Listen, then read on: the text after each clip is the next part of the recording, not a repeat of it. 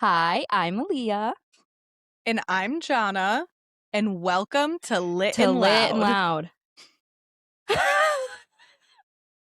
We'll It take was like it. 10 seconds after. It'll get one There's always day. next time. Roll it.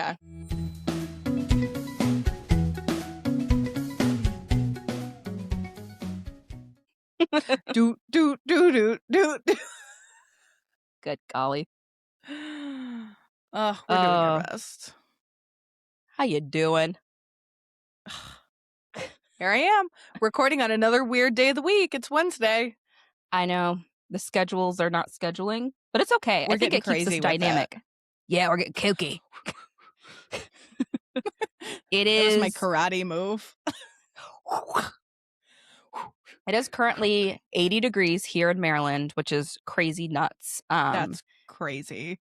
I wasn't prepared for like the level of heat. Like it felt good and springy, but today I was like, I'm hot. Like I'm sitting here, I'm like, the clothes, they feel they feel like clothes on me. Here it's so wet out that warm means so humid and dank. I'm like, stop. Just Free moist. me. Just kidding. I will take it, but I can make it I work. know. But My we've family had a was prettier like, day. right? My family was like, oh, wait till like you actually get the pollen and the real spring. Like this is fake spring. I'm like, the pollen, the real spring. Nightmare. Me and Benadryl locked in. Oh yeah. Ugh. Who tries to list pollen as an upside to anything? Oh, it was definitely like just you wait. But I was like, no, serious, because I am itchy. I get like I'll roof of die. the mouth. The roof of my mouth itches. My eyes water. Like I have the worst fucking seasonal allergies. When I went to Italy, it was like same thing. Like I didn't know how to control what was going on in my body. Nothing was working. Oof. Like new environment is going to be very interesting for me. Yeah. So I wish you the best. pray for your girl. Pray for me. That's what we do here. Anyways. Just a hope and a prayer. What are you reading, my friend?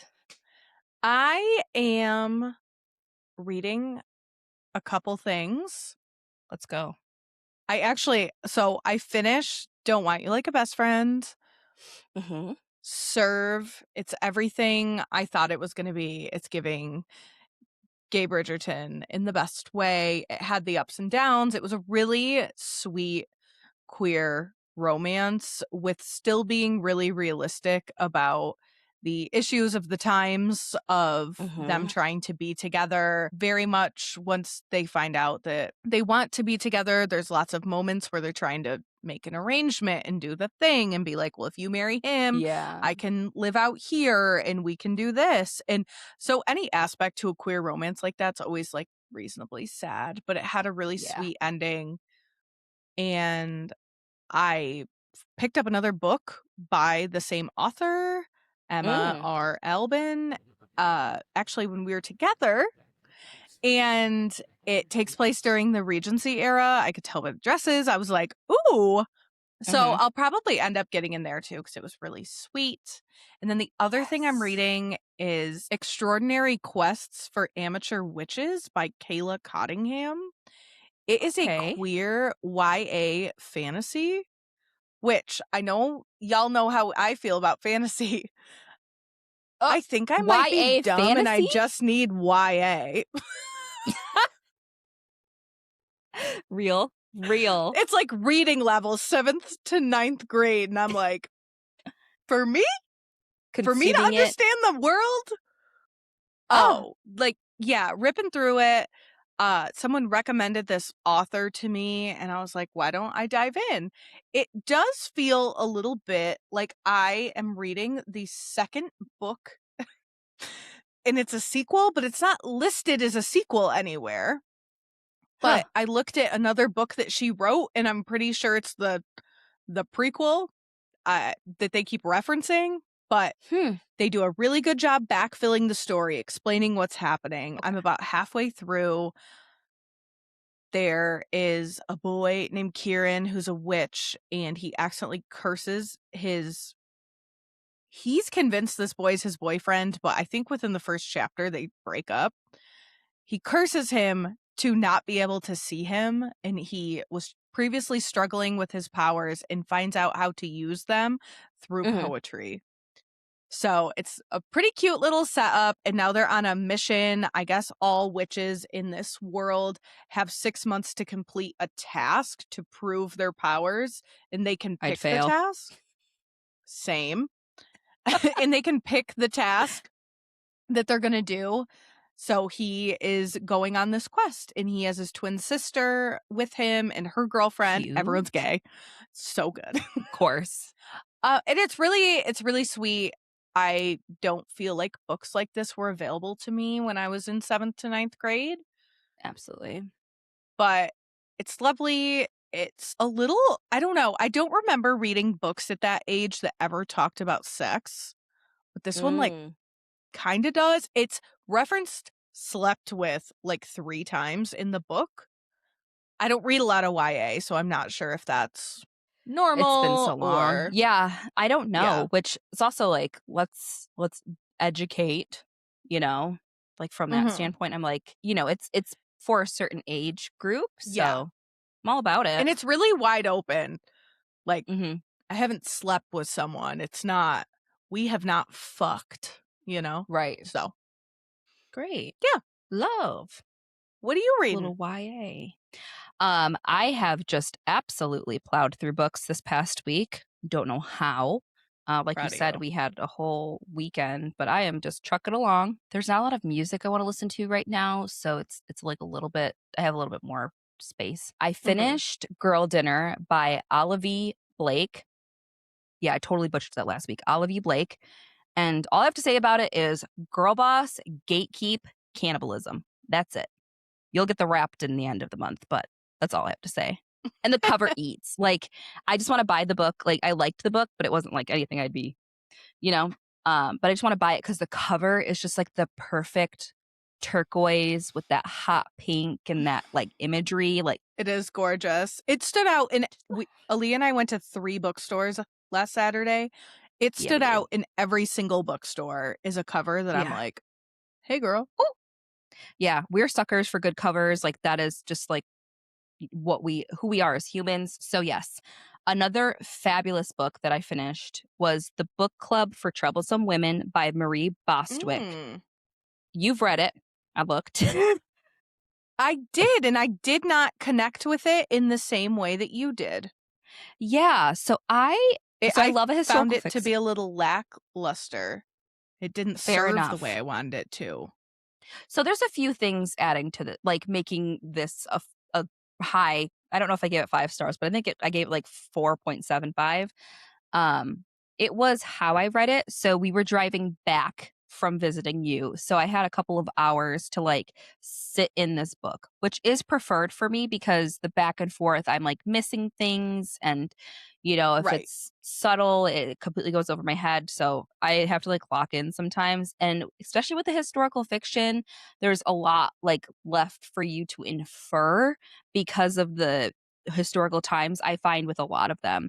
But it's set in like the 60s eras with the housewife narrative. We meet a handful of housewives that basically create this book club that is centered around the book The Feminine Mystique, which was a big deal at the time. Betty Friedman.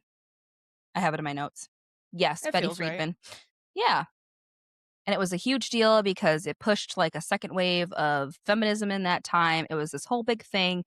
And it actually gave, you know, after stepping away from the tranquilizers that housewives were given, they could actually like think about their place in society. And, you know, a lot of it was like each of these women were dealing with something that was probably very common and the complexities of it. And at the root of it, it was men always, which duh.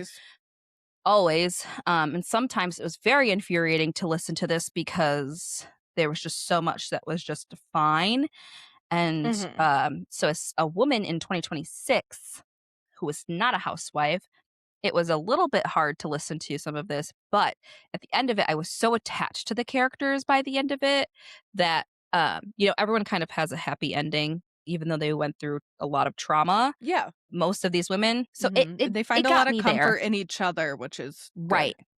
Yeah. I love any book that has like sisterhood at the root of it, even if it's like unhinged cult shit. I'm all about it. So Yeah. it definitely hit for me, and I needed a good historical fiction. So 10 out of 10 would recommend if that's your thing. And then the last one that I finished 20 minutes before we But wait, recorded, there's more. girl, ate them up this week. And I have Look more at on you. my Libby has been treating me right. I finished the 710 split by Karmen Lee, which was like a Ooh. carryover from my Black History Month reads. It's another queer romance, sapphic. It's like heated rivalry, but with lesbians, and it's Black, and it has to do with bowling. And it's so good. Like, I want to go watch professional bowling after reading this, to be quite You don't honest. mean that. I do. I mean it in the way that you like wrestling. You don't mean that. You would step I foot do. in a bowling alley and be like, no. I'm not talking about the environment. I am talking about on my television being locked into whatever the professional bowling Who do you think league you are? exists. I am. Right. Bowling. If it was gay, maybe I'd Okay. like it more. I'm trying to make every sport Right. gay. But yes, I don't I belong in think they any all bowling secretly alley. are. Statistically, every sport is gay. Everyone's just denying it. Very true. Clock that. So, yeah, I actually liked it. It was cute. It was cute. The ending was a little bit like, okay, like there could have been something. I would love an epilogue. There's no epilogue, which kind of sucked because it was like set in like a heavy decision and like a win. Like it was like all of these things, And it and we just don't get to ended see wide open. wide open. Interesting. Yeah. So I was a little upset by that, but it wasn't bad. It took like 2 days to read. I'm all about it. Yeah. Fair enough. What you watching? I am watching some of the usual suspects and some new things. First, The Pitt. Every time an episode of this show comes out, I'm like, it just is so good. I have So no good. notes. I actually do have one note. It just reads, Robbie, you good? You good? Because it sounds like you're going to You kill good? yourself. It sounds like you're not good. Also, I'm just gonna like save this for the semantics dome, but when Robbie asks Whitaker to watch his house and he says, you can save on rent, buddy, no one can ditch on rent for 6 months on a day's notice. No. Good try though. But he is rooming with Santos, correct? Right, but to up and drop his rent full and look at Santos and say, you know what, I'm actually gonna stay at Robbie's house for free. You pay the rent yourself. That I doesn't guess he's a feel man. good. No, but I guess he's a man. He could do whatever he wants, so. Oh, you're so right. Silly me. No more notes on girl. that. I have watched the newest season of Love is Blind. Tonight, the reunion happens. This entire season was a nightmare to witness. They all are. This you one leave felt like extra icky.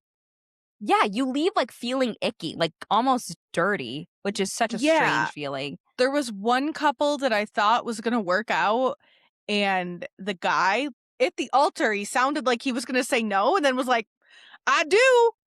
My sister told me to follow my heart. I do. And then I Google them. They're already divorced. They made it like 2 months. Yeah, naturally. That's what happens. Absolutely bonkers. Lots of things to feel really gross about in that show.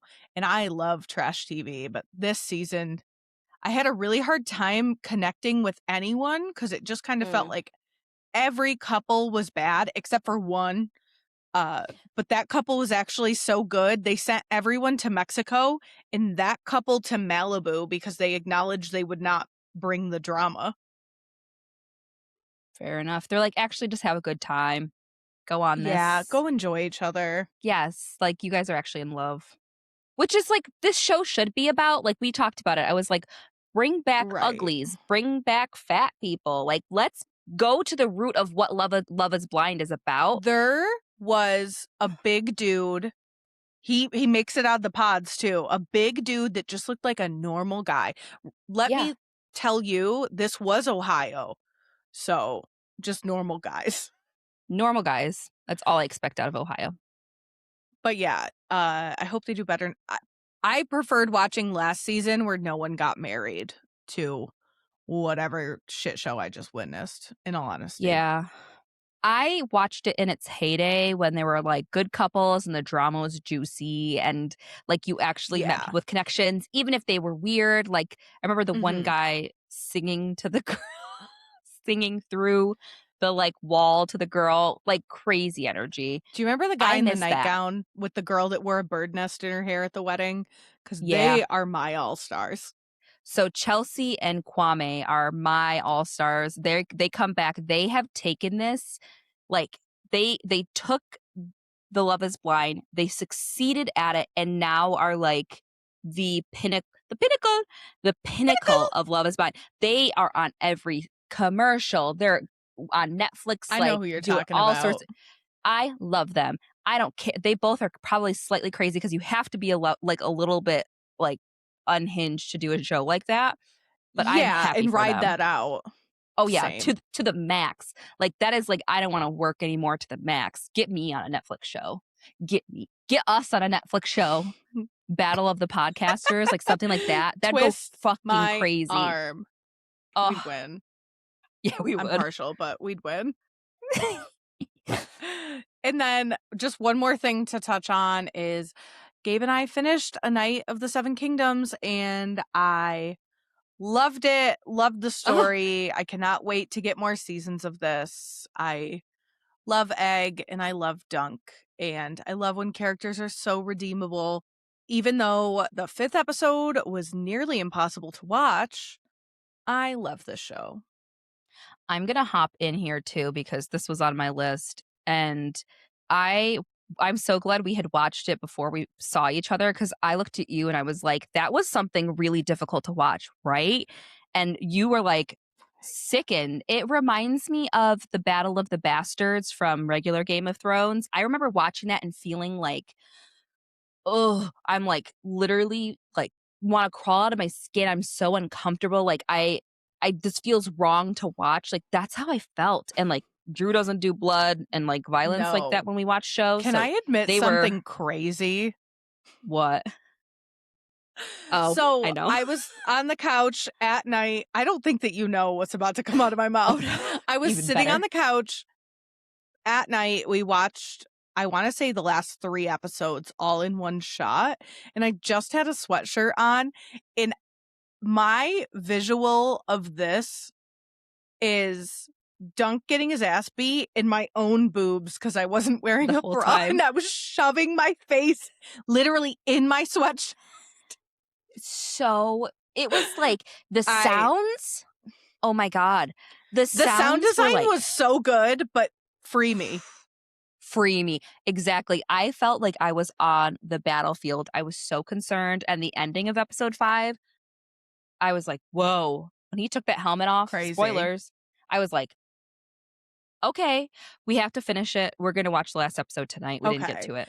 But I also want to throw in with my Night of the Seven Kingdoms lore.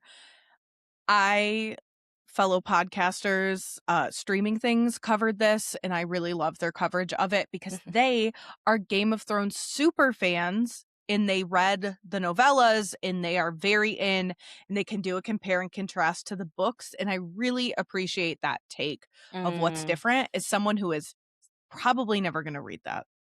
Yeah, that has to be fabulous. I probably will listen to that too because they just do a beautiful job of talking about this media that we're all consuming. They really are. Yeah. Whew. I'm still thinking about that episode. What else are you watching? Yeah. I finished His and Hers. I don't know if you finished her, but woo-wee. Okay. I restarted episode 1. That's fine. There comes a point where you're like, so much is happening, and then you have to watch like the final it's like so much is happening over 2 episodes and then it's the finale. So it's like those last 3 episodes go crazy. So Okay. just get to that point. But the twist at the end twisted in a way I cannot wait to talk to you about it because I was like, Okay. no, no. Like I thought it was just going to be buttoned up nicely. Like I thought it was just going to be this little, very Netflixy type I show. know No, Alice Feeney's going to take me somewhere crazy. I feel it in my bones. So crazy. I'm And I ready. should have known because like I read a lot of thrillers, but the twist twisted me up. Mm-hmm. That's all I have. I got to start something. I also want to touch on one thing that we were watching that I'm probably going to fully commit to the rewatch of now is we are back in Righteous Gemstones. Oh, misbehaving has not stopped in my head. It is such an earworm in a lovely Oh, way. I'm like getting up in the morning going, Mama told me not to, I didn't anyway, misbehave. Like walking through the day, having a good time listening to that. running around the house with a pickle in my mouth. Like, My mouth. what?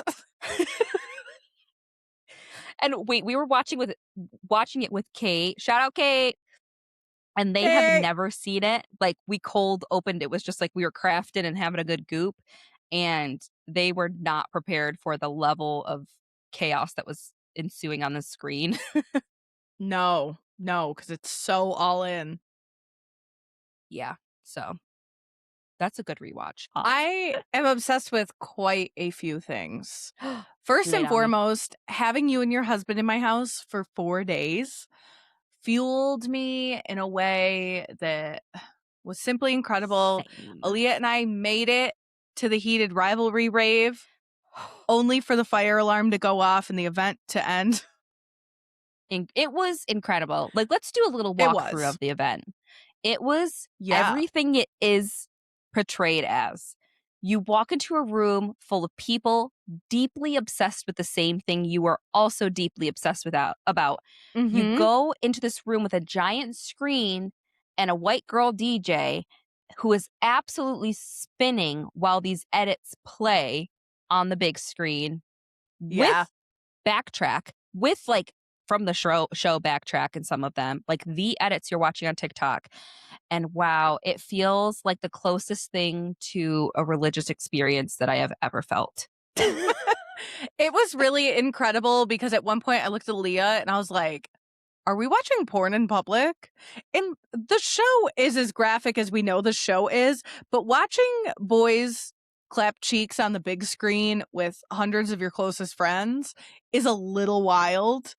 But we Very. were all like-minded. It was such a queer, safe space. Oh, People were 100%. pretty gagged by our outfits, which, almost gave me a god complex.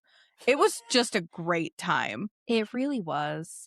They had a separate bar window for like quick high nooners. Like it was just so perfect. The Oh, yeah. volume Till was it right. wasn't, it was great. There were moments where I felt very old. There were like songs that I was just like, is this Who's popular? this? Like literally, I kept looking at you like, but then they'd play some crazy throwbacks and it'd turn us like we really were Oh, in our yeah. bag. Yeah. It hit. So, in the day after the heated rivalry rave, we rhinestoned books, which this has been a bucket list thing for us for a hot minute. Here we go. And we finally got to do it. And we are obsessed. So fun. This Mine was goes in the such a back. fun task. Oh yeah. Hers yes. is. Oh, I got the spine. Yeah, get that plane. This was so fun. After bedazzling for like 3 weeks of my life, I thought I'd never want to pick it up again, but this is a lot of fun. It was so fun to do something that is so intricate and changing, like different patterns and things like that. I had an absolute field day with that, in all honesty. The next thing on my list is all the press that's coming out about Project Hail Mary. I have my tickets. I am ready to roll. Less than a week out. Ryan Gosling is putting his whole pussy into this press tour, and he is just cracking me up. And I'm not historically a massive Ryan Gosling fan, but everything I'm being served, I'm very into. which makes me happy. And Gabe also got in here, so we're just really excited, and it's something that we can kind of like fandom about together, which isn't something we always get to do because I am insane. I can't imagine getting into all of your fandoms as someone who is also into a lot of things you're into. Yeah, I it's resonate crazy with in him. here. And one last little tidbit for my obsession is this meme of TMZ posting about Donna Kelsey doing renovations on her house. Have you seen this? No, what is it? Literally just a TMZ article on Instagram, and it says Donna Kelsey doing renovations on her modest Florida home. This got engagement like crazy. It got 24 million views, and everyone is just posting all this stuff. I love her. Everyone's just posting all this hilarious stuff, like a true been there moment or a true where were you moment. Where were you when you found out that Donna was renovating her house? And then there's another one that's the post that's I'm sick of living through historical events, but it's in reaction to Donna and her renovations. I'm like so cracked up. Someone edited the Taylor Swift Reputation album cover, but put Donna on it and it says renovation. Really? Nothing is going on? I can't. It says the documents showed Donna's hired a company to replace 9 windows and 6 doors at the home. What? The detail. She got on the New Heights podcast, called her, and she goes, it's actually 16 windows. Set him straight, mama. Tell him, Donna. That whole bit, I'm sure it's going to be all over your feed now, but please enjoy because it's really good. That's nuts. The news that we need, important What things. are you obsessed with? Well, you stole 2 of mine, which is fair because we did them together, but I do love our books.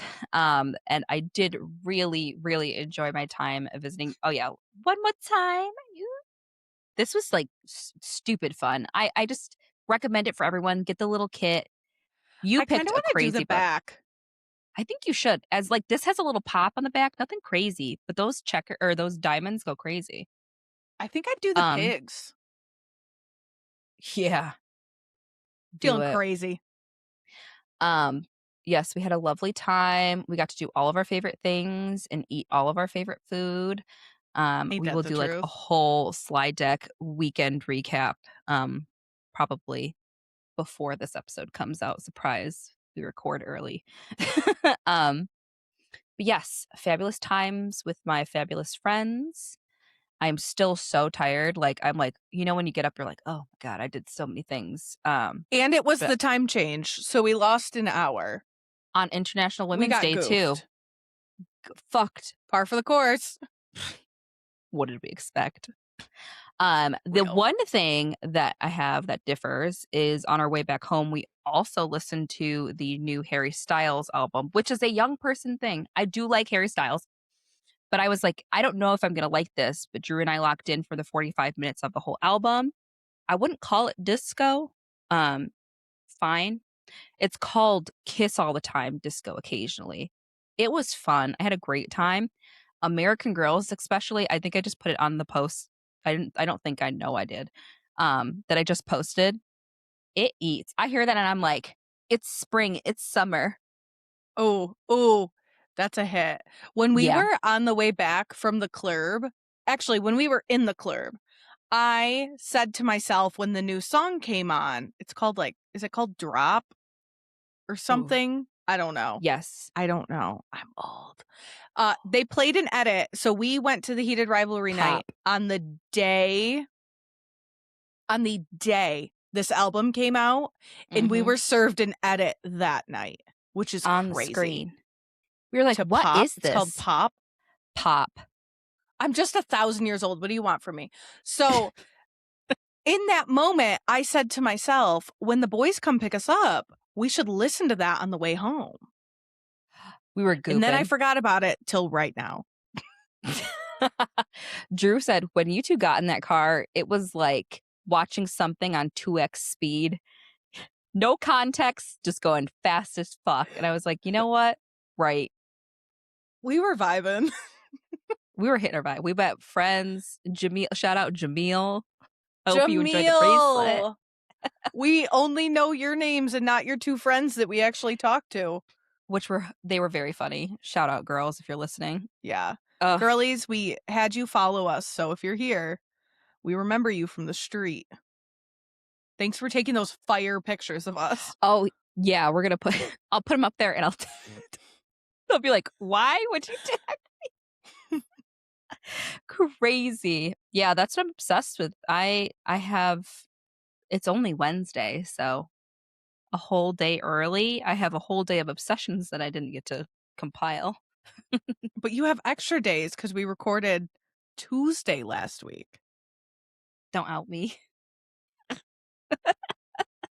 So, Divas, we have some news. We are officially on the influencer team for the book fair at Bel Air event, and we are so excited about this one. Sound the horns.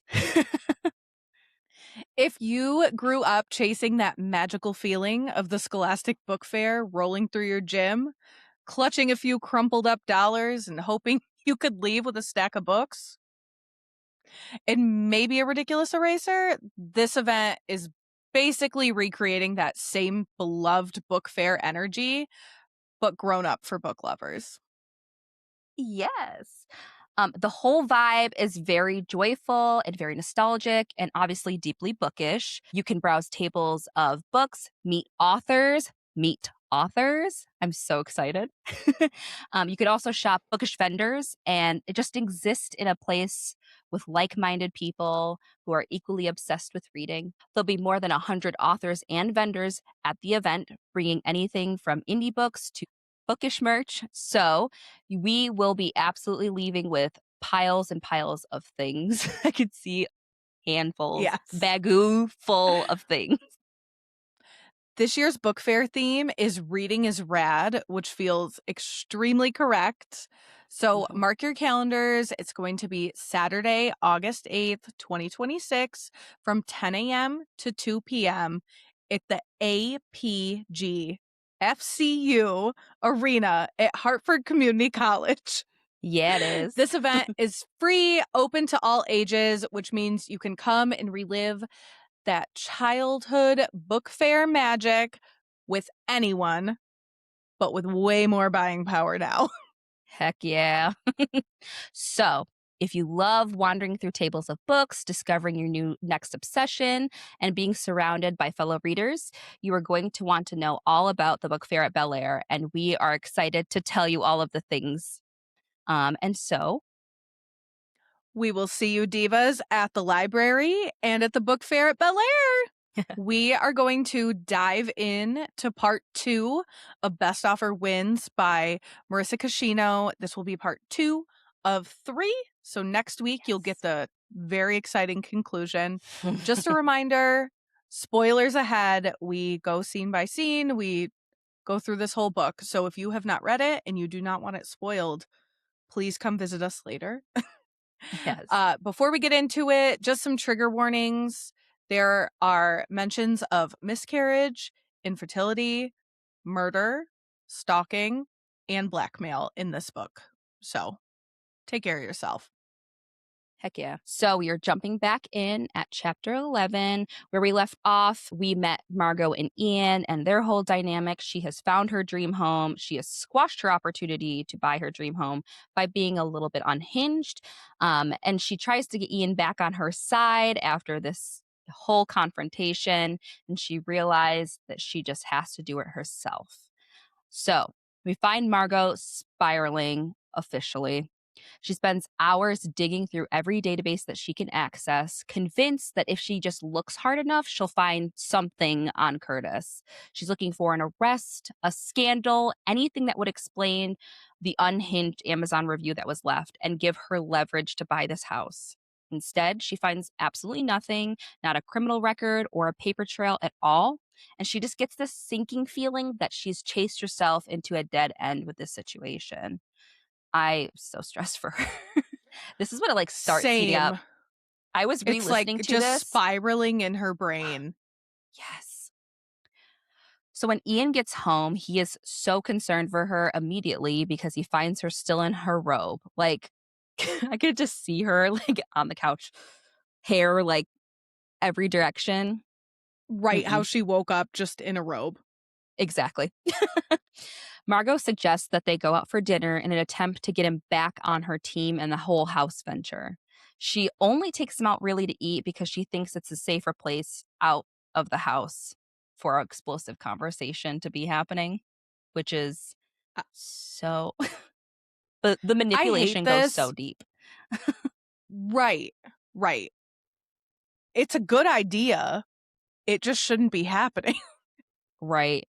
On the abuser side of things, you're like, smart, but what the hell? Anyways, once they're there, she casually drops two massive revelations. One of them is that she decided to fire Ginny, which is, again, a lie, if you remember correctly.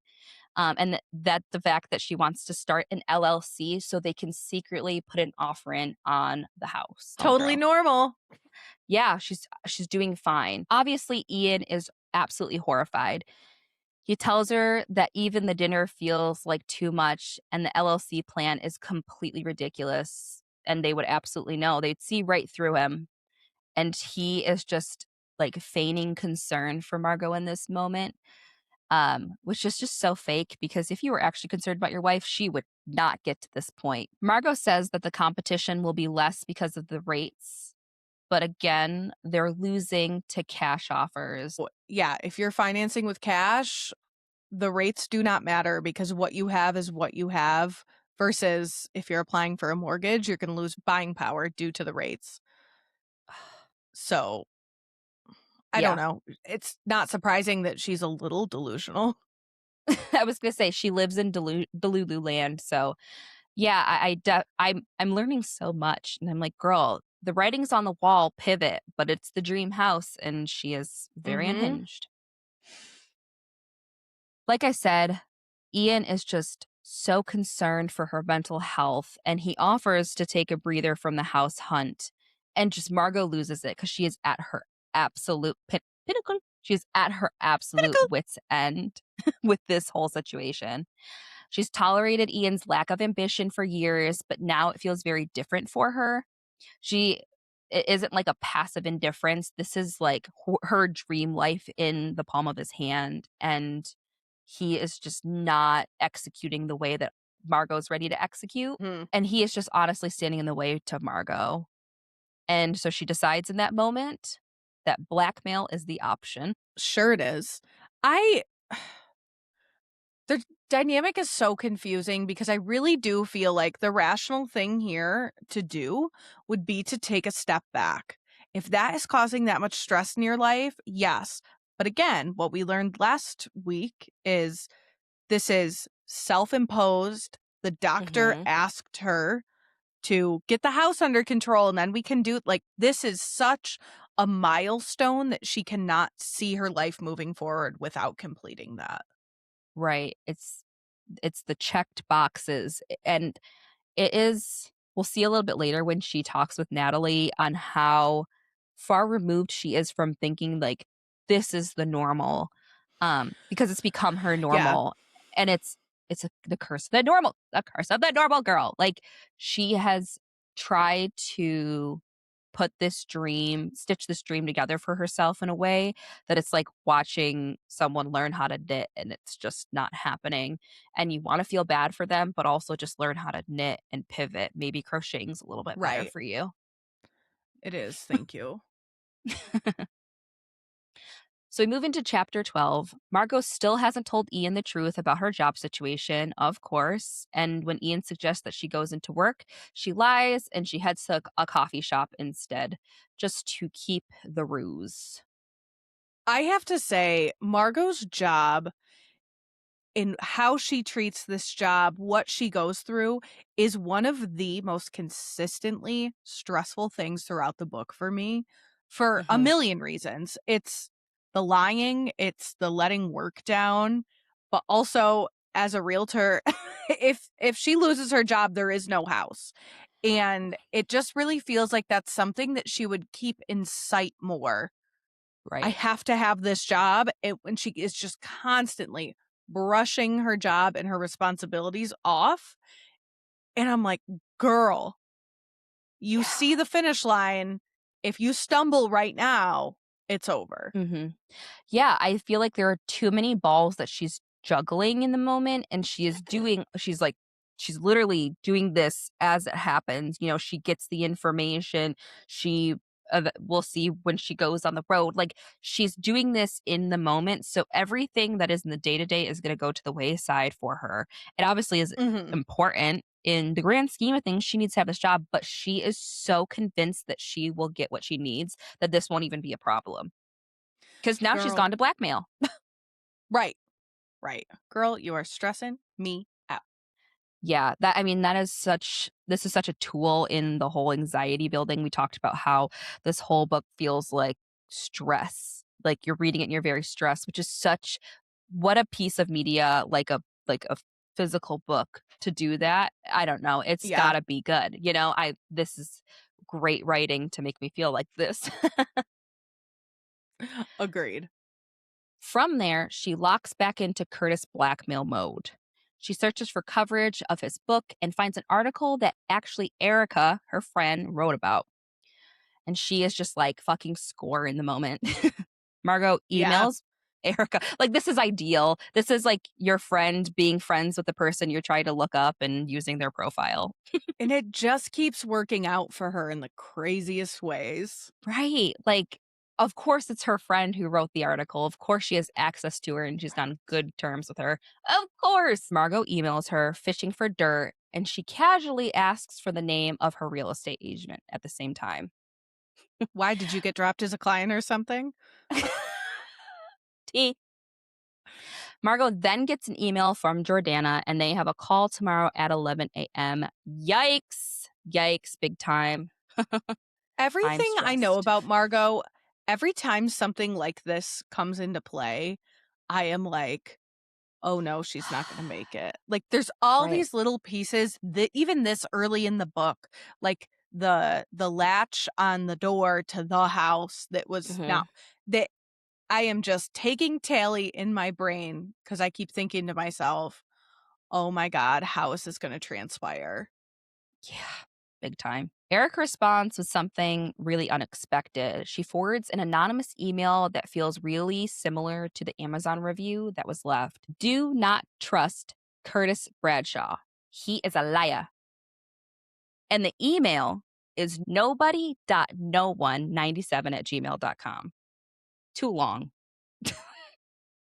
Too Margo much for your gets, little yeah, Anon email. no, no, too much. Margo gets an immediate bounce back when she sends a message, of course. And then she asks Erica if her IT can take a look because apparently she can leverage her friends in that way too. And Erica, for some fucking reason, says, yeah. Sure. She knows that Margo would do the same for her, you know? Yeah, that like reporter relationship, like she needs friends, so she's gonna do the favors that seem inconsequential in the moment. Mhm. They pull it up and the account is inactive, but Margo asks if the paper's IT team can trace it anyway. And not stopping there, Just keep trying. Margo calls the hedge fund run by Curtis's father, pretending to be a reporter working on a piece for the Chronicle of Higher Education. Crazy move. Shockingly, Curtis's father refuses to speak and makes a point of saying, quote, if it's about his son, he is not interested, end quote. Ooh, tea. She give her an inch, take a mile.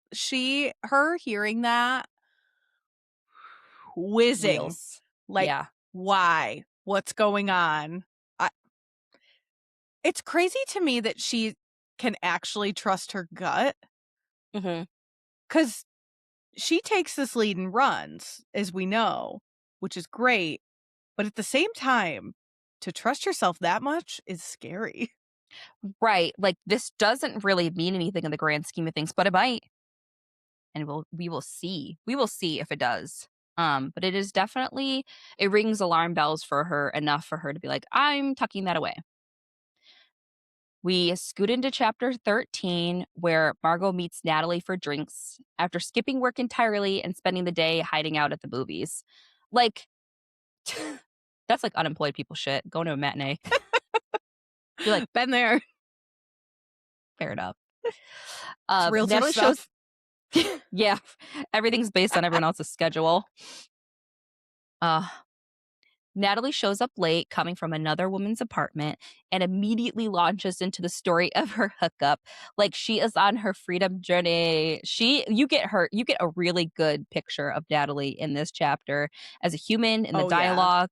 And what really irritates her, really irritates Margo is the fact that Natalie has no concern for her dog Fritter once again.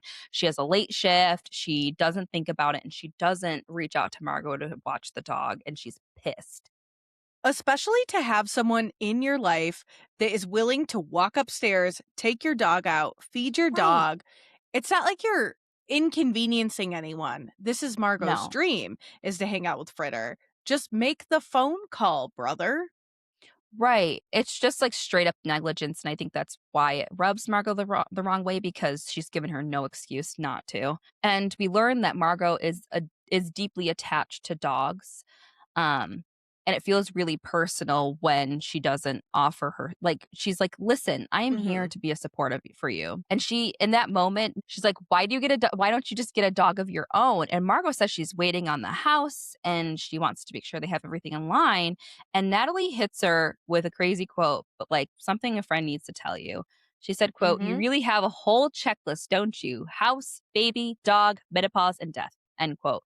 Which is crazy to say. Crazy. But to Margo, I'm like, she kind of is a real one in the moment to be like, girl, let it down. Yeah. I love that Natalie was willing to take the quote that far. All the Yeah. way to and menopause and death. And die. Like, you're Oh, gonna get you all have the these whole things. map, don't ya? Yeah. Like you're gonna get everything you wanted, and then you you get menopause and die. Oh, Just like the this rest of us, triggers. whether we have the house or not. Right. Surprise, we all end up in the same place. Ugh. So this triggers a childhood memory for Margo. She finds a stray dog and she begs her mother to keep it. Margo recalls her mother telling her that they could keep the dog for a while, that she would tell her dad that they were taking care of it for a friend just so she can have this ounce of joy. And I think it's their apartment just didn't allow dogs. So mom's just trying to Mhm. do the mom thing in the moment. Natalie keeps talking on, rolling her eye at Margo's concern about Fritter. And Margo kind of gets that rage builds up. We hear this earlier in the book about this rage that she cannot suppress or control. And it's Yeah. very interesting to see the instances when she feels this like uncontrollable amount of anger bubbling. I don't think I've ever read a book that so explicitly talks about that level of rage and describes it in this way, because this is Right. absolutely a reoccurring theme throughout the book. Is something happens to Margot and she is just at 10, and it's so Yes. fun to hear it in that way and kind of put your brain where she is and Right. know that she is at that level.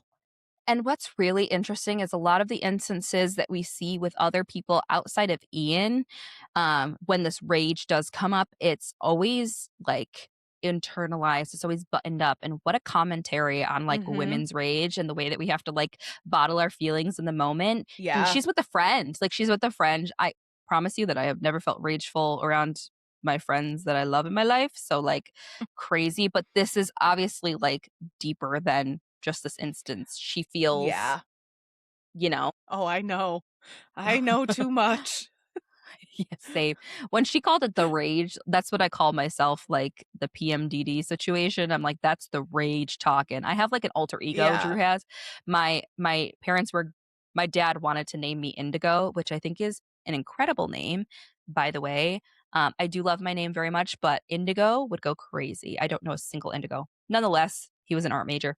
Um, that is, we call Indigo my like rage monster. And she comes out too. So I definitely resonate with She's her moment. someone It's else.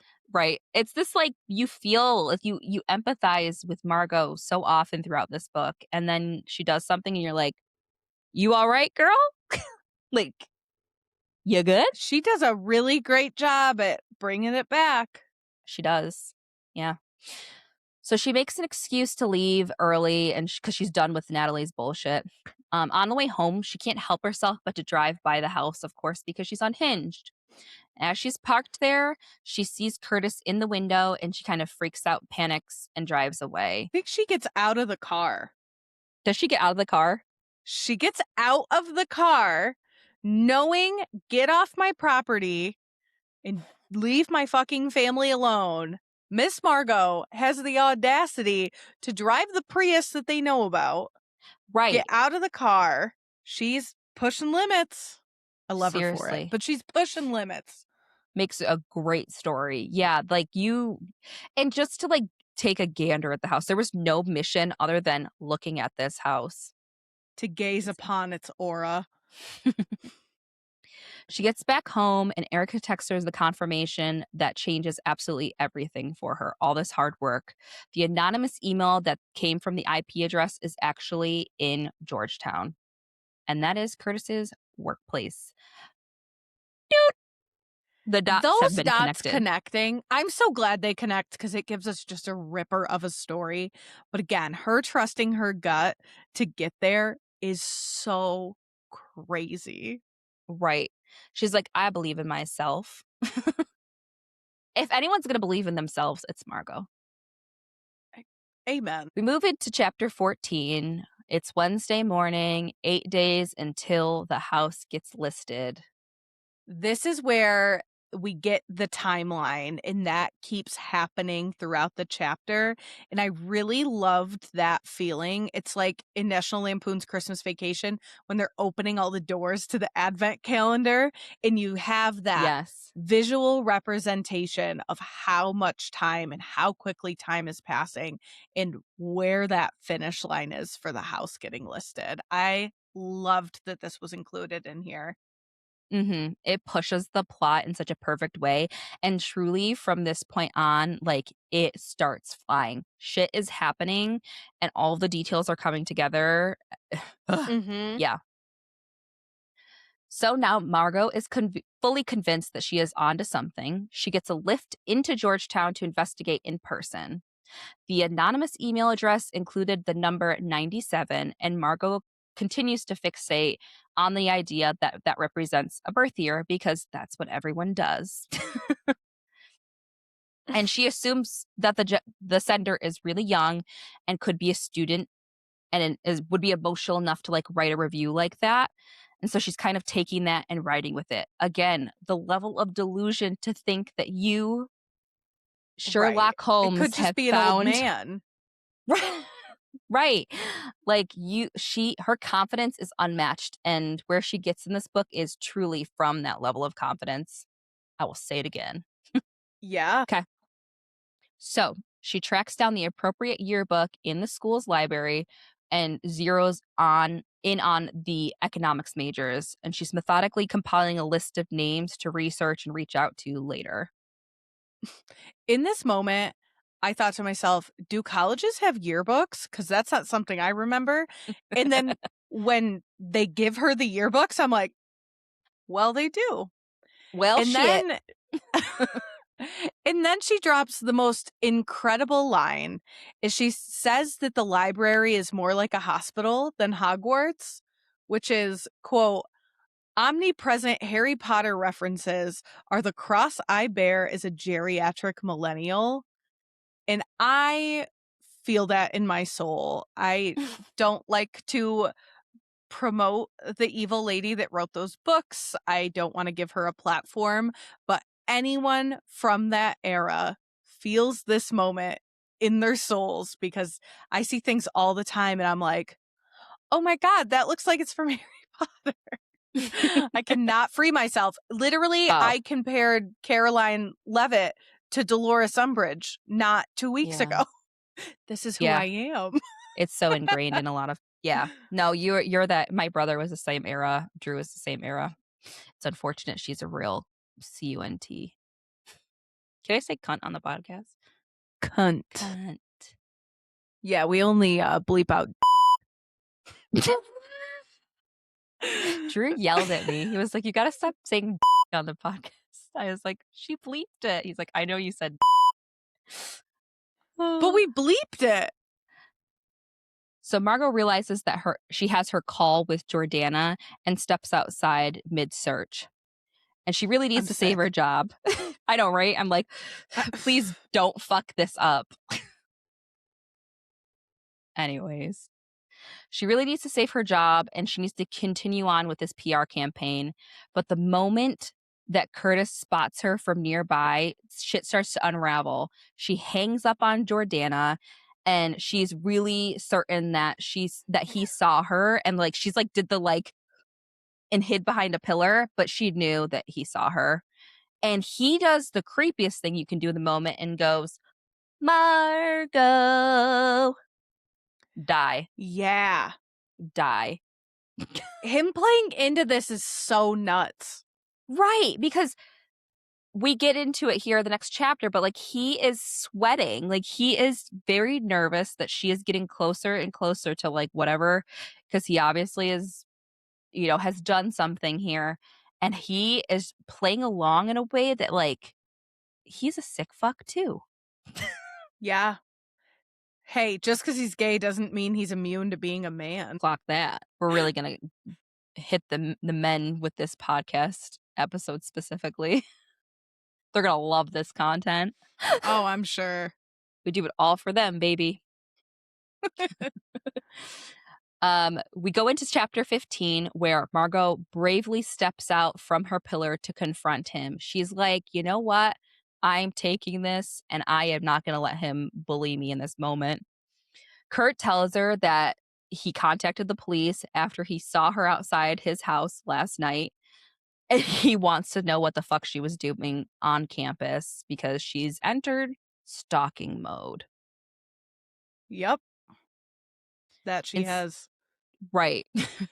Instead of backing down, Margo meets his energy head the fuck on because the audacity. She's insane. Yeah. I will succeed because I'm insane. This is all for Margo. She's us. Oh no, are we Margo? This whole time we're like, you know what? I empathize with her. Right. She reminds him that the campus is open to the public and then takes a really calculated risk in the moment. She brings up his father, suggesting he wouldn't approve of Curtis's behavior in this moment. And it lands. Giving it all up right there, letting him know that you contacted his father. I guess this almost works out for her because she lets him know that he might think he's intimidating, but she's crazy. And she's not going to let this lie. Right. Exactly. She meets him right there. So he is obviously shaken and he grabs her in the moment like a psychopath. Margo screams and a professor teaching nearby comes out to intervene in this physical assault. She's like, oh, Dr. What was his last name? I forget. But she's like, Dr. Curtis, I don't remember. Get your hands off of me. Like Bradshaw. Curtis Bradshaw, right above in my notes too. Thankfully, the professor's there. They look into the room. They're just like, rows and rows of college students in that room. He backs off and she uses this opportunity to escape the situation. Can't you just picture this from both sides? Like being Margo and turning and looking into the room and everyone looking back at her, but also being in the room and being like, ooh, action in the hallway. What's going on? Right, because that lecture was dragging ass and that was so exciting. Back at home, she continues to research former economics students, and no one has truly anything explosive to say, but the pattern is clear. Curtis is arrogant, he's manipulative, and he sucks. Later, when Margo walks Fritter and brings him home, the dog goes crazy, like sniffling Ian in like that, only that dog way that's like, where have you been? Yeah. Yeah, I And smell another dog on you vibes. yeah, exactly. Margo finds it really weird, but she doesn't linger on it because she gets distracted by the realization that she forgot to call Jordana back. Girl, the job is gone.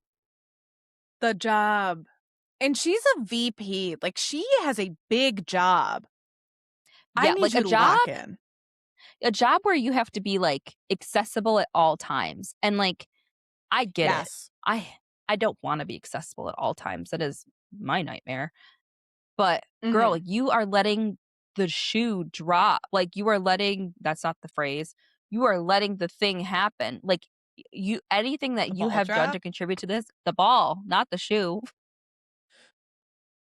Diva. She is very much so letting the shoe drop in the moment. Like she is not doing. I said it again. I'm not going to Dead. my point has No, already you're been good. made. Anyways, let's get to chapter 16. Margo carefully chooses an outfit that she knows Georgiana will appreciate, and she heads to the office. I believe the outfit is a A cheetah dress, leopard print dress. leopard print dress. She's like, The she'll like thought this. of her strutting into her office in a leopard print dress to save her job, and Ian's into the dress too. So it's like a hot Mhm, dress is so funny to me. it is. He compliments her on her way out, and she lies, saying that she has a fancy lunch and she has to meet with a chef or something. And she's working very hard.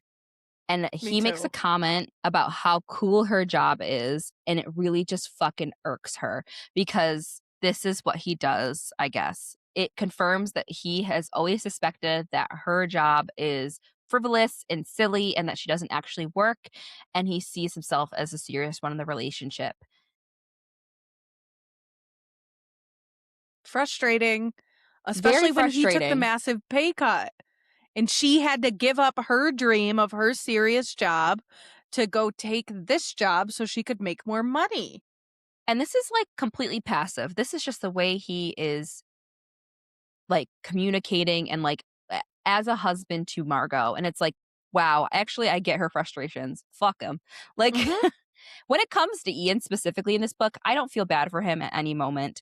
Even the beginning, because he just seemed like, what? Like, you just like there. You're just kind of there. And Right. And now you're just a he bad husband in there.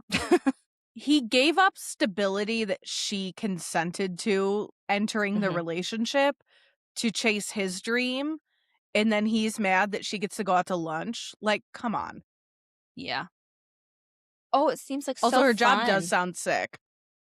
It does. I mean, for it sounds ideal, but if I actually did it, it'd be stressful. But, like, Absolutely. not having to, like, be somewhere every day, clock that.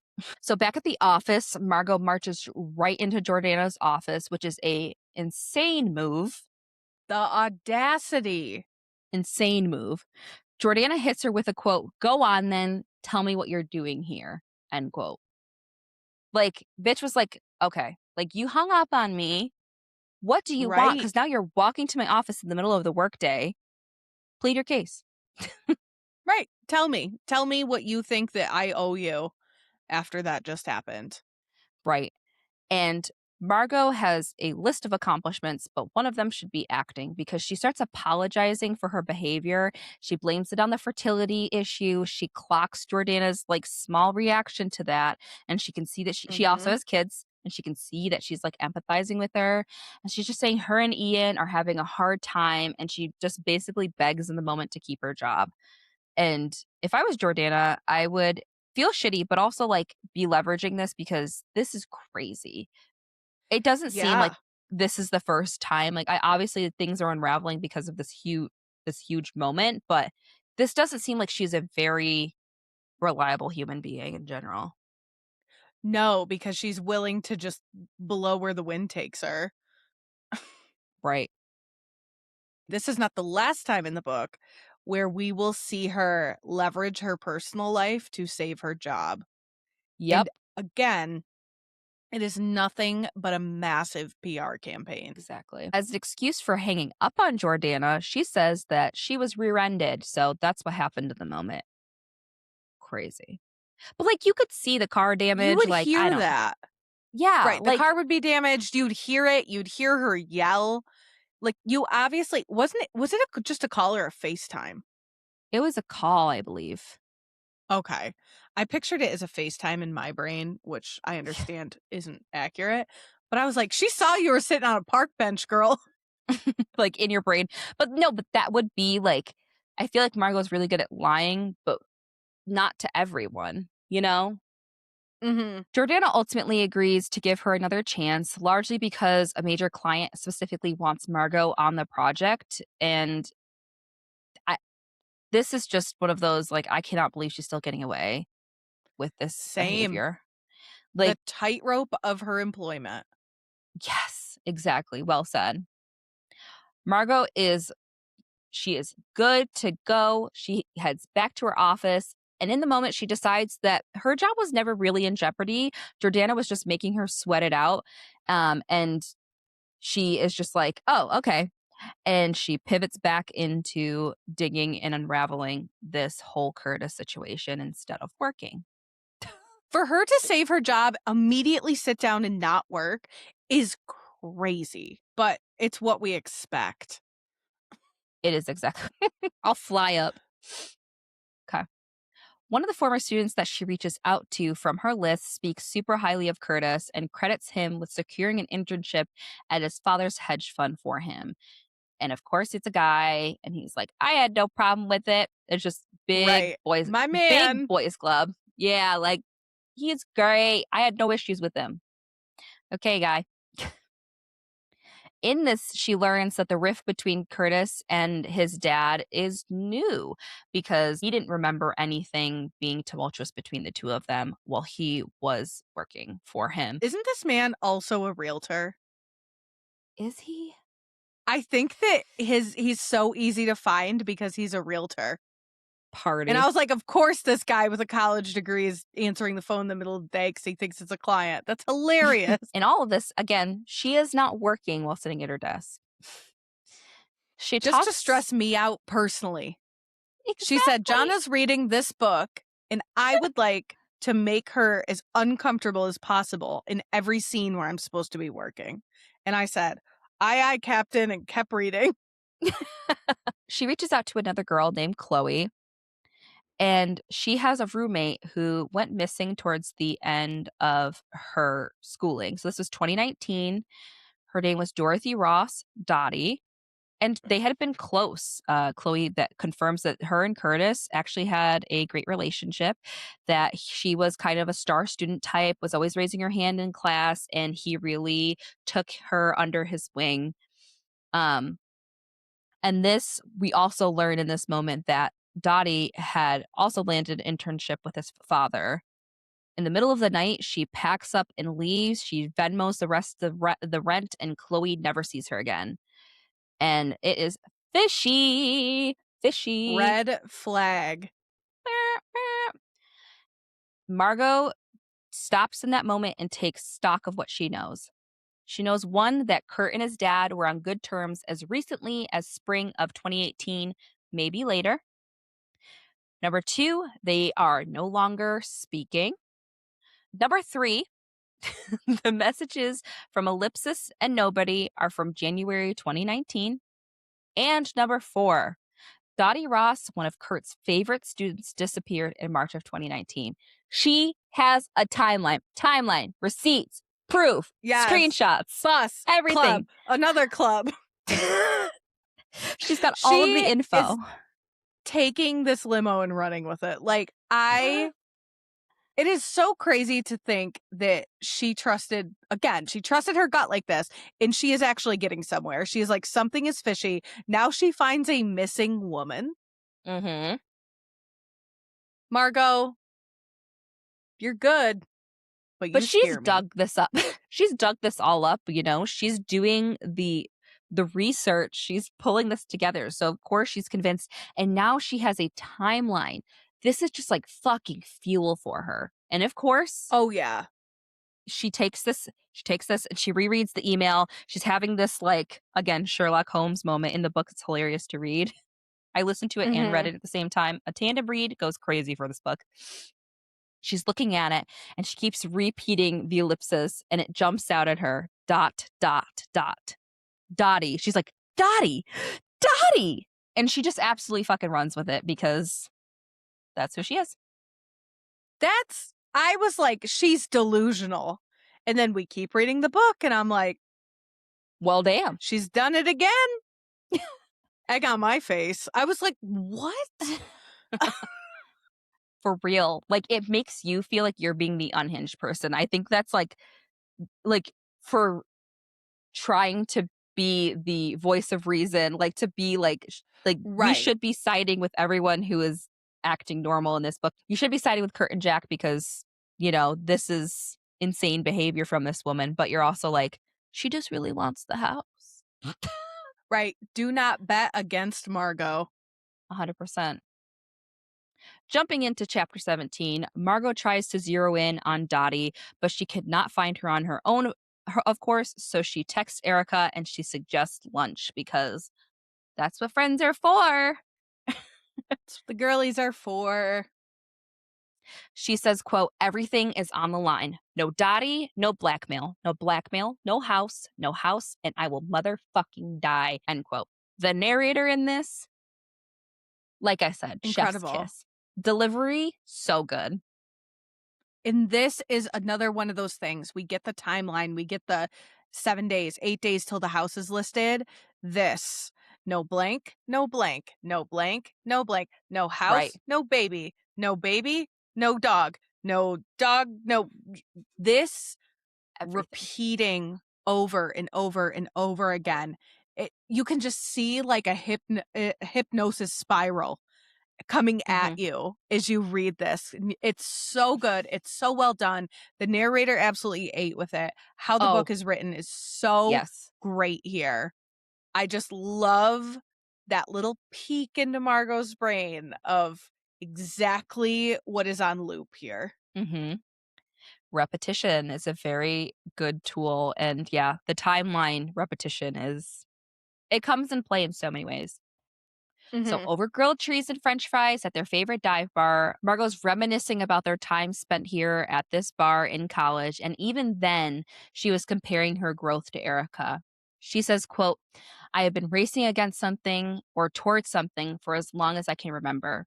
Racing to grow up and get away, racing against deadlines, racing to make enough money, to start a family, to find the house, to finally feel like I've made it, to feel like I can finally just live, end quote. And Erica, quote, won her race. She has been right on time for every single thing, end quote. And this is like where we see this doesn't just live in a bubble. This isn't just like an isolated thing. She is actively seeing her peers strive. And we saw earlier with when they had their dinner with Heath and they talk about it here, but she's watching her friends thrive and it is just reinforcing that she is just doing something wrong every time when she isn't. Right. Right. And everyone's life is different. I have never been someone to seek traditional milestones like that, the house, the wedding, the engagement, the whatever. So this is something that's really hard for me to relate to because I simply just exist. But it's really hard to see her look at people living the life she wishes she had. Right. And it makes me feel bad for her to look at someone who you consider your really good friend absolutely thrive and have the dream job, not only her dream job, but the job Margo wishes she had. You know, it's one thing when someone's successful, but to watch someone else be successful in your field, that has to be really upsetting. And the kid thing, the house thing, all of it. Like everything's going right for Erica, everything's going wrong for Margo. Right. They actually end up bonding over lighthearted complaints about their spouses and their fragile masculinity. They had this whole dick measuring contest at their dinner, and both of them are like, that was embarrassing. Erica really was like, I gave it to Heath when we got home because I thought that was inappropriate, and he was just baiting Ian. And I was like, you know what? Good for you. And that's what your friend wants Good for to you hear. for noticing. Yeah. Right. Like, that's what a real friend does. Erica eventually hands over what she found. in the national databases. She pointedly asks if this was the real reason that Margo wanted to meet. And Margo, of course, always, is like, it wasn't. Oh my gosh, girl. And she's like, she reads right through her bullshit in the moment. She's like, okay. Mm-hmm. But she's a reporter. She went to school with her. She knows that she's kind of had this edge, and we can kind of see it here. Same way we see with Ian, it's subtle. He navigates Margo in a specific way. It seems like Erica might do this as well because she's seen this arc of Margo, maybe that obviously we don't have context for, but this is Right. definitely one of those moments where you're like, has she always been this way? Probably. Based on a lot of it being rooted in childhood trauma, I'm going to say yes. You know what? You might be right there, friend. Hey. Back at work. Surprisingly, she's back at work. Hold on one second. So Yeah. this is when Margo tells the story about why she is seeking out this information, right? So she tells Erica that she's getting this information because they have a client Yes. that's a restaurant and there's an Mhm. investor, and she's claiming that Kurt is investing in this restaurant, and Yes. she's just doing her due diligence to make sure that he is not an abuser or has any dirt to dig up, which Mhm. and we get to the point where Erica's like, this is really far lengths Yes. for me to be digging this hard And she for you to challenges look up a it. guy throwing cash. Right. Yeah, she challenges it. She's like, really? Like, what is this? And of course, Margo is like, girl, like, I can't even get into it. It's a work thing. Like, we have to be good about this one because this happened. Right. She, like, absolutely just spins the web. She's so good at that. Back at work. Somehow she's back working. Margo pours over all of the Sure. information that she has. Dottie has a misdemeanor for driving without a license in a small town in West Virginia.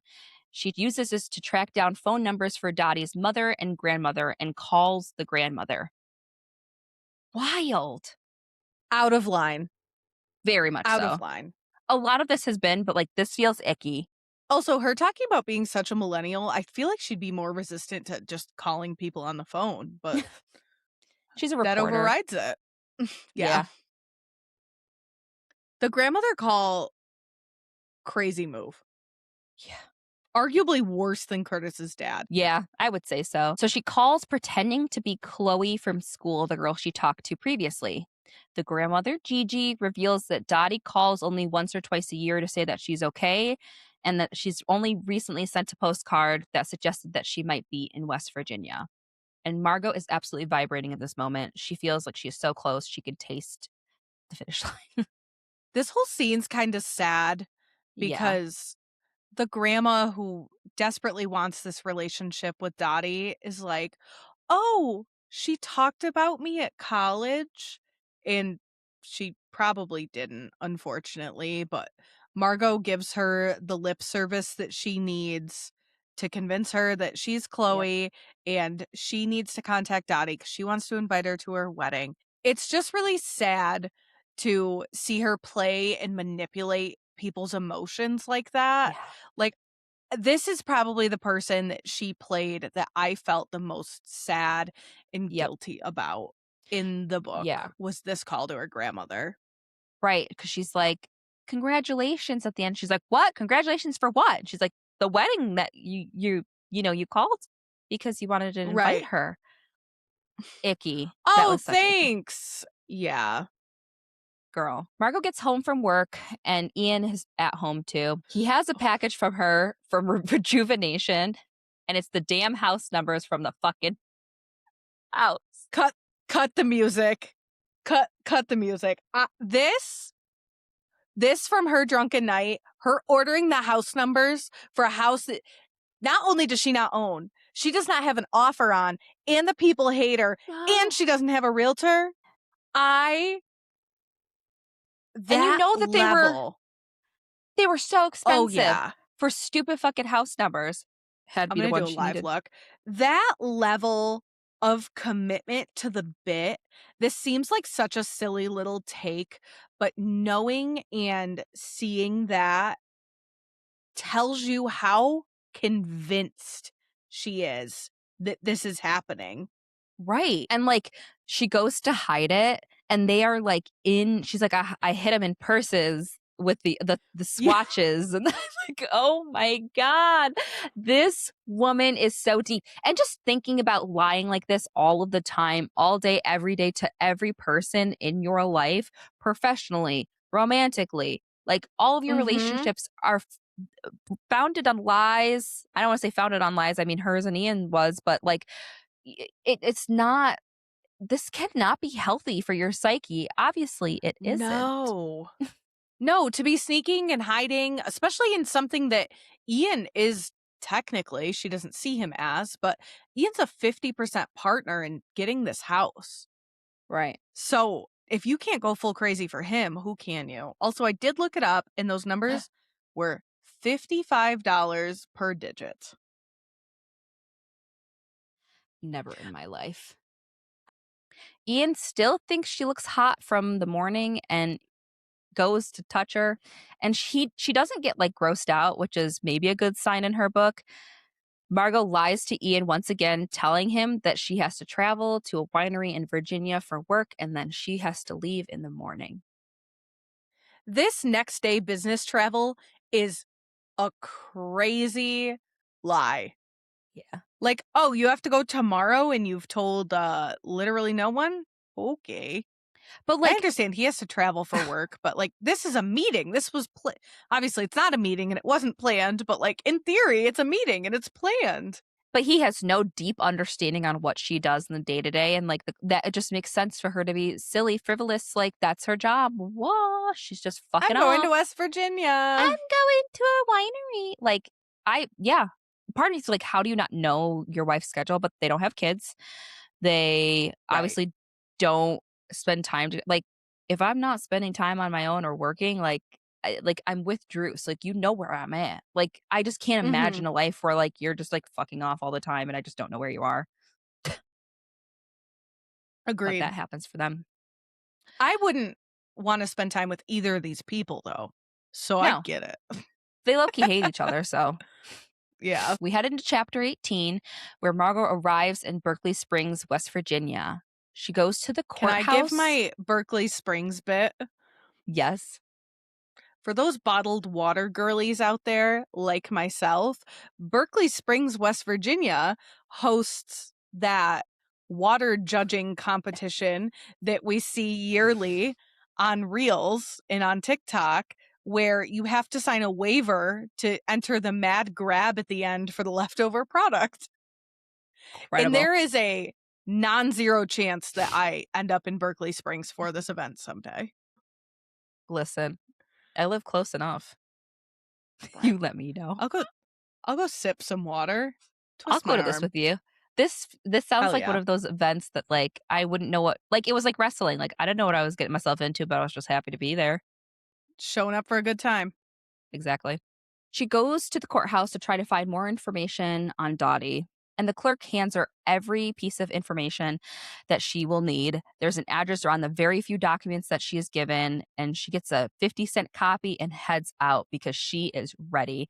Again, everything is working out in her favor. Somehow. Can you just get information? Like this feels too It's public personal record. to be able to walk in there and be like, give this as I look up people's addresses all the time. I guess you're right.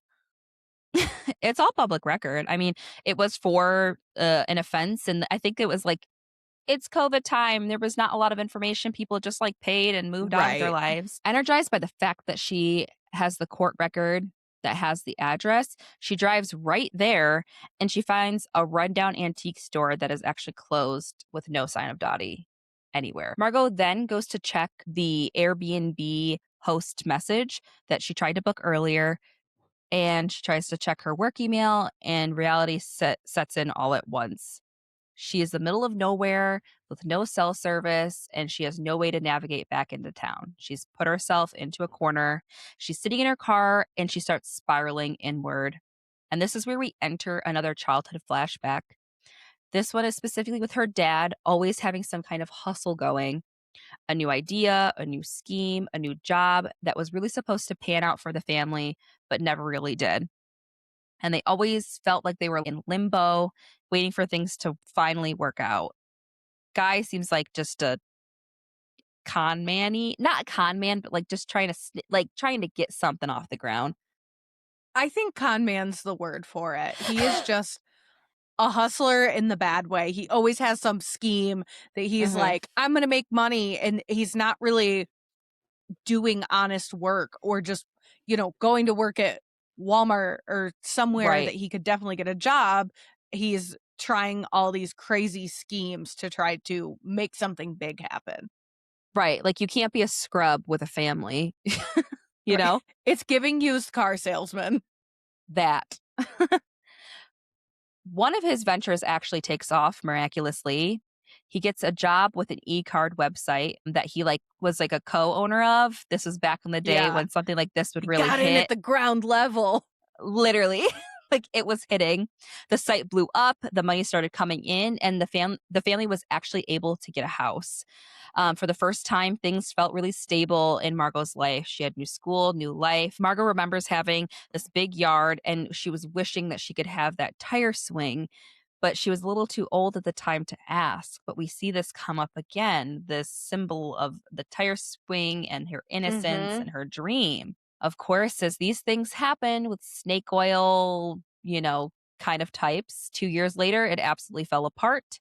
The website tanked and they had to sell the house. Nope, the bank took the house, actually, if I'm remembering correctly, and they had to Yeah, move they back went into into a small apartment. foreclosure. Yeah.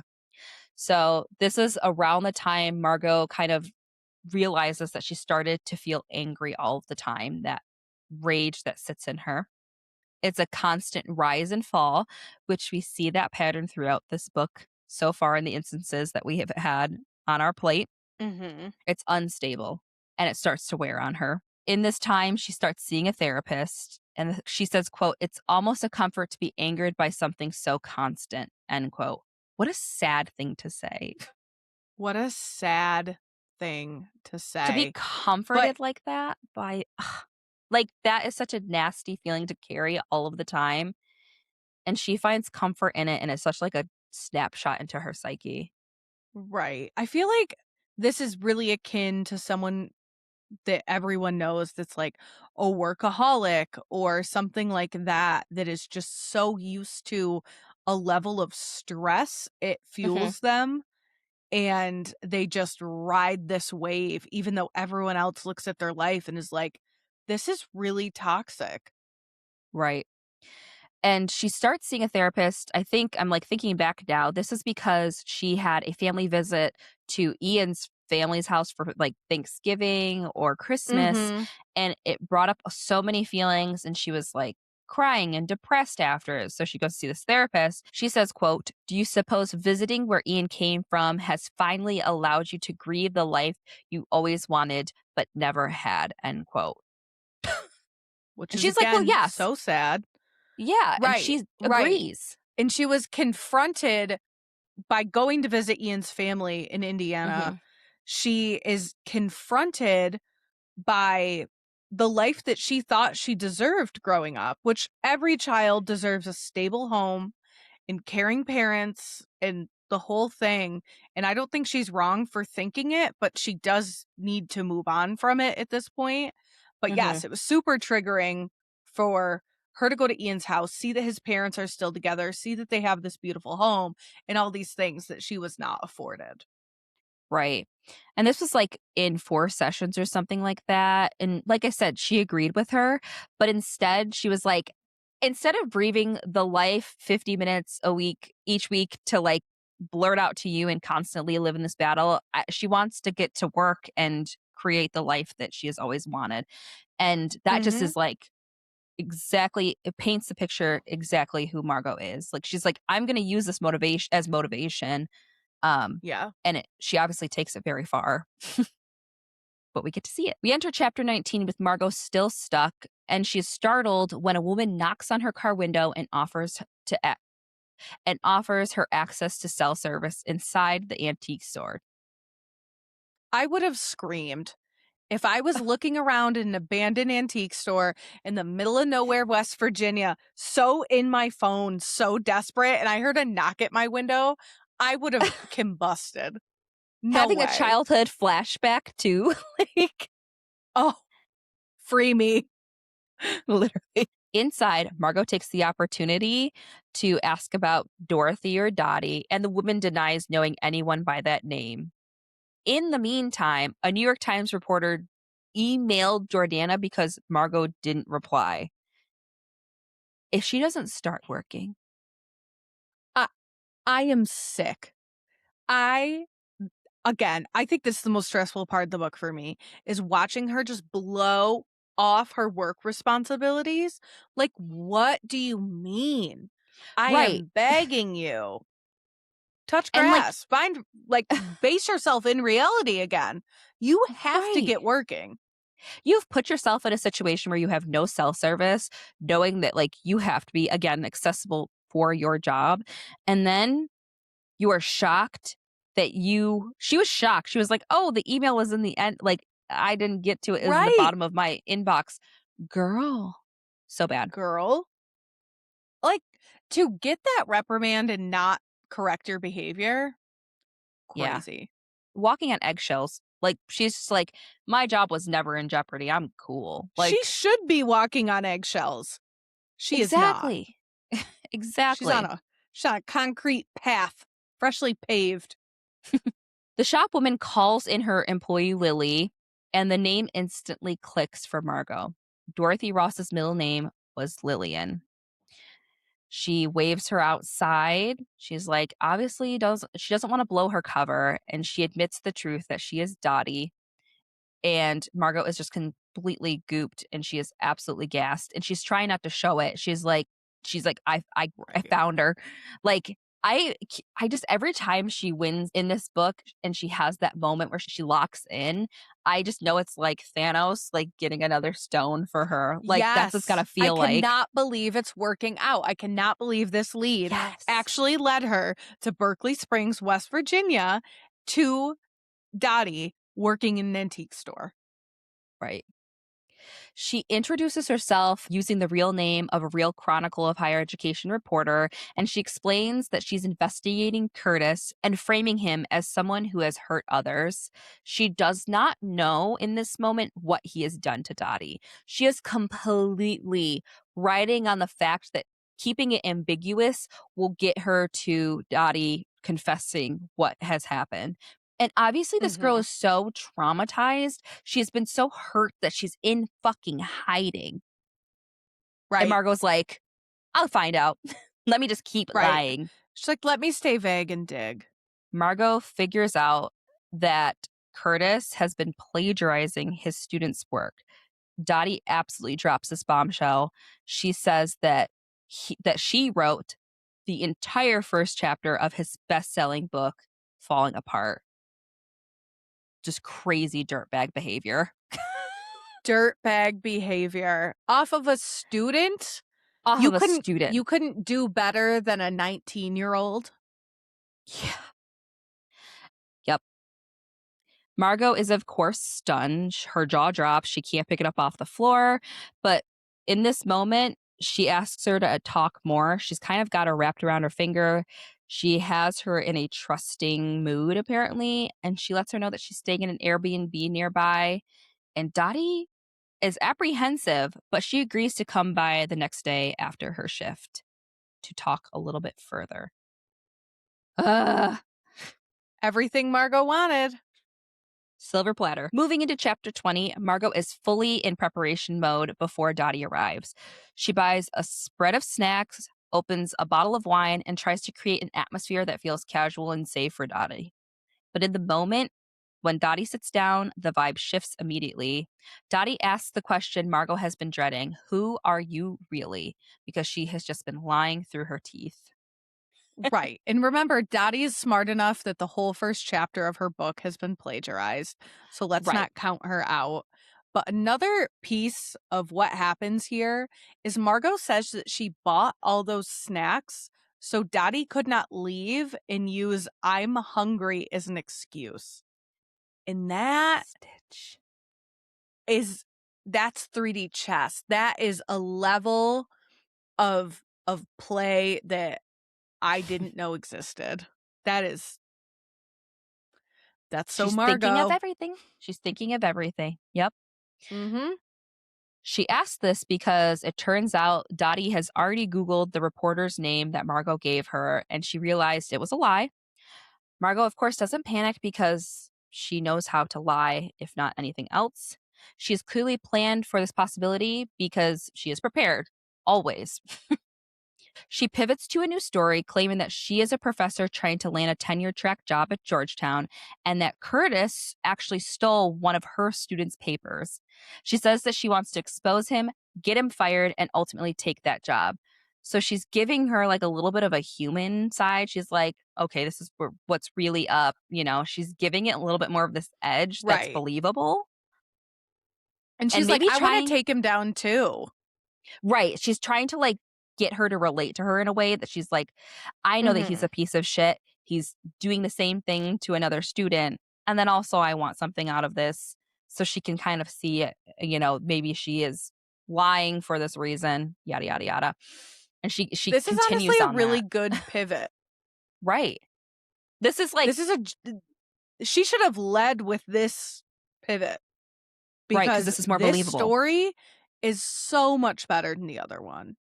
Right. She didn't have the context of the student, you know, also being plagiarized and it's her student. Like she didn't Right. have, you know, those details to make it so robust. But even just being a professor that wants his job, girl boss. Right.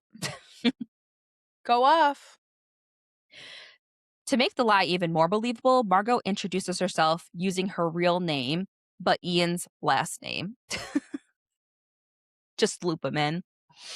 Sure. And she actually never took his last name when they got married, but it's enough truth to like anchor the lie to Dottie. And she seems to accept this version of events. She kind of relaxes a little bit. She's got some wine in her now.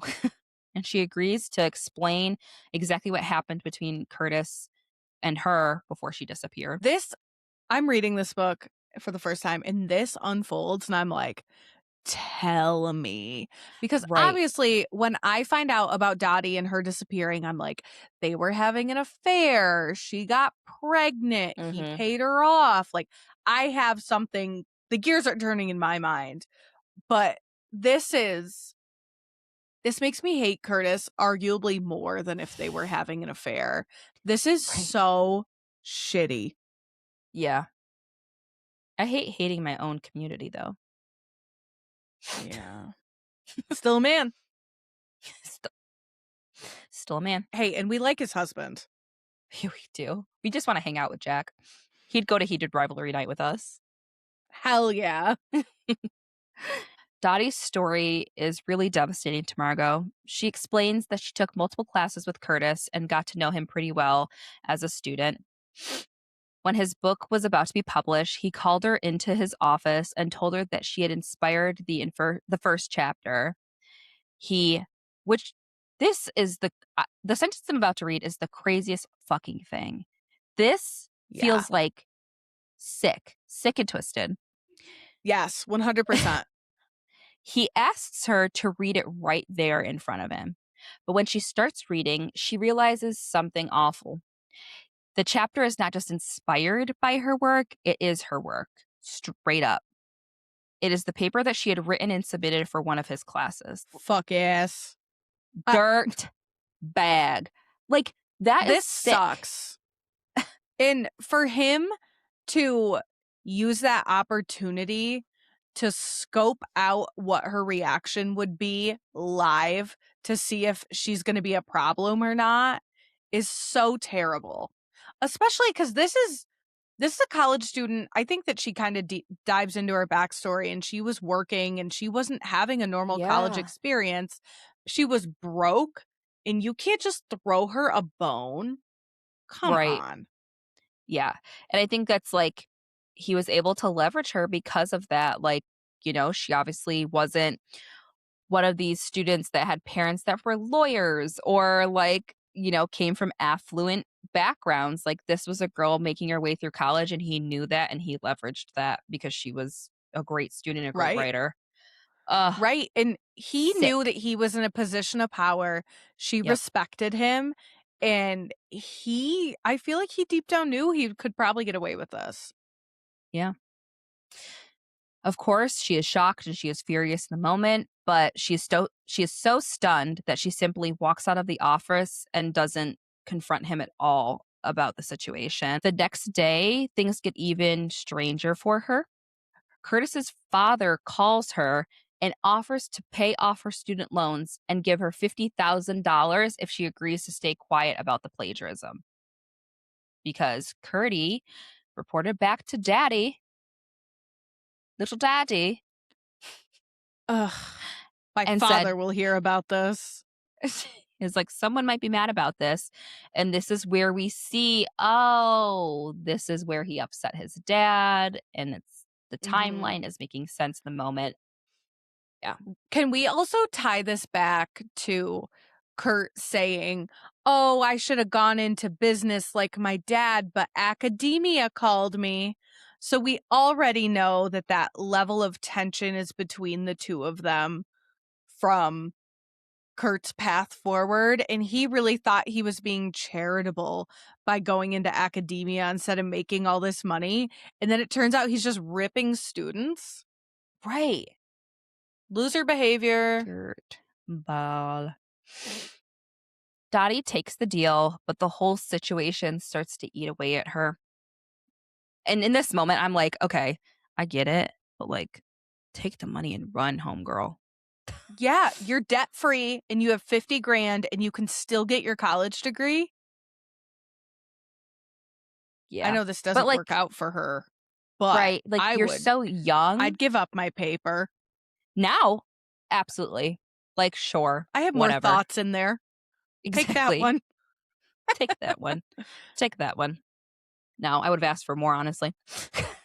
Oh, yeah, leverage that shit. Absolutely. If he's going to do the same thing, I would ask for more. You're going to make sure that I'm set, and then you can fuck off. Hell yeah. She becomes anxious. She starts drinking more and begins to go to parties that she wouldn't normally attend. And at one of those parties, she is unfortunately drugged and sexually assaulted. And this is really that moment. After this experience, everything collapses around her. She leaves school and she moves somewhere completely remote where she can disappear and start over after that traumatizing experience. She now works quietly at the antique store and keeps her life small and simple. And she admits that sometimes she still feels angry about how Curtis destroyed the future she had planned, but most of the time she just wants to stay out of the spotlight, which is just so heartbreaking because this girl was working so hard, and we get that ick. Like, I get and that she ick obviously again. was smart enough and had a brilliant mind enough that someone published a reasonably successful book based off of her idea, based off her Right. chapter. So it's so frustrating to watch her chance at life, because that's not the lifestyle she came from, kind of get thrown away. Right. She says also in this moment, quote, "I didn't realize before how burnt out I was. I'd been waiting tables since I was 14, saving up for college," end quote. She realizes that the life she's always wanted might not be the life she actually really wanted after all of this happened. Oh, And, yeah? right? Oh, yeah? Funny. And then she hits Margo with this, quote, "Look at you doing all this crazy shit to get ahead. Can you honestly say that you're happy?" End quote. Clocked from a mile away. Oh, She didn't even know what crazy. she just did. She No. she She didn't shot a even gun. know. I have a gun. Literally. Margo Literally. was like very empathetic in this moment for her, obviously, because this is heartbreaking. She's listening to the story of men abusing their power once again and getting ahead. But then after this comment, she's immediately angry. And she says, "What do 25-year-olds even know anything about happiness?" Which is like,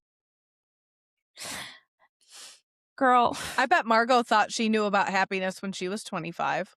Right. Margo is completely shaken after hearing about all of this. And before Dottie leaves, she asks the question she's been really building towards. Would Dottie be willing to share the original paper that Curtis stole? That's what she wants, because that is the thing that she can leverage here. She can't really leverage Dottie. She needs proof to hold up in front of her Right. and be like, gotcha, motherfucker. Like she said earlier, Dottie does not want to be dragged back into drama. Margo opens more wine and she's starting to feel guilty about taking advantage of Dottie. She lets her rest when she's there because she's like, I can't leave being this drunk. And while she's doing this, she looks at photos of Ian and Fritter to remind herself why she's doing this. Quote, no house, no baby, no house, no family, no house, no life. I'm here to protect my dream and nothing is more important, end quote. There it is, the timeline once again. A girl with And a by goal. a girl with a goal, exactly. And by the end, Dottie says that she will think about it, and it's not a definite yes. And that's where we're left with in chapter 21. I really think if I was Dottie, I probably would say no. Like, I collected my bank. I said I'd shut up. Like, Right, putting this back out into the world is her going back on her word. right. I am so sad for Dottie in this moment because she's just, again, being used. And Right. Margo can't She's even being see manipulated. herself. Yeah, Margo can't even see herself as doing that. She's like, she might have a little empathy there, but she's like, I have to do it. All of this has to be worth something. And it's Ugh. really frustrating because we get all this like trauma on Margo when she was younger, but she can't see that that same thing exists in Dottie, and she just wants to take advantage of her. So that will be where we leave you for part 2. We just did this on the roller coaster, and then we stopped right here. Mm-hmm. And you're stuck at the So top, buckle in for part 3. You are stuck at the top, and a cast and it's member about has to to go escort you down. off. A cast member escorted me off, and I ended up behind Frozen at Epcot, and she shimmied my shoulder and prayed on me. Oh, It was thanks. weird. It was very Thanks weird. so much. That's like the lady at Panda Express giving me a Jesus sticker. And when I was like, I don't really want this, she said, I will pray for you. Keep that shit to yourself, ma'am. Don't fucking want it. Anyways. Okay. Are you ready to read the read? I am. Do you want to go first? Would you like to go first? Jinx. I will Every go first. time. Okay. Okay. I have a 1-star review from Danielle Jamie. Boo. Boo. She said, made it to chapter 7 and I'm done! Exclamation point. Whoever you voted for, I don't care. Don't cram it down my throat in a thriller. If I had known this, I wouldn't have wasted my money on it. I guess books need to come with a political trigger warning nowadays! Exclamation point. Within the first 3 chapters, we are constantly talking about politics as well as COVID. No, thank you. I read to escape, I read to enjoy, and this is not it. It is a shame. It had promise. 5 likes. 5 It likes. is a shame. This book just doesn't feel political to me. Guys, The most not. political thing is it was 2008. Everyone wanted to work for the Obama administration, but that was real. No, it's probably the first 3 chapters. Like, what, the Black Lives Matter signs in the neighborhood? But like stating politics are happening to give world context does not make something political. Opinions on those things make them political. Right. Like that what you just read is political because that person's out of their mind. Right. But this book's not political. Right. Your review is more political than anything I've heard from this book. Right. Okay. Reasoning with the Are you ready to hear from Quinn? Yeah. 4-star review.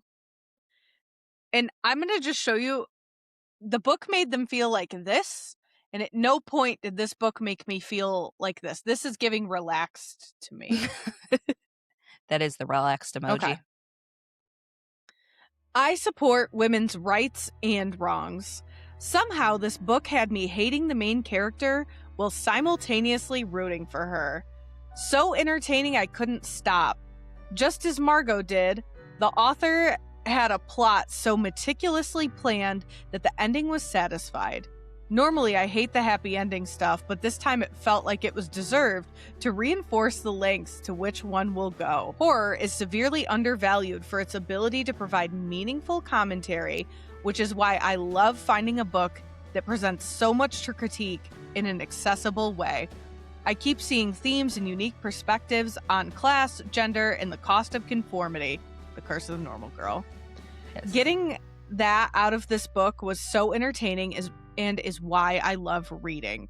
Although, the most terrifying thing about this book is that $1.3 million is not enough to find a house anywhere. Real. That was real. Real. Well, okay. We read the red. Do we have anything else? I don't think so. I'm scared. I'm so ready for this, the latter half of this book, to like get you Same. over the hump and into this absolute wild mess that happens from here on out. Yes, absolutely. If you've made it this far, please rate and review. Good vibes only. And with that, we will see you at the library. Bye, friends.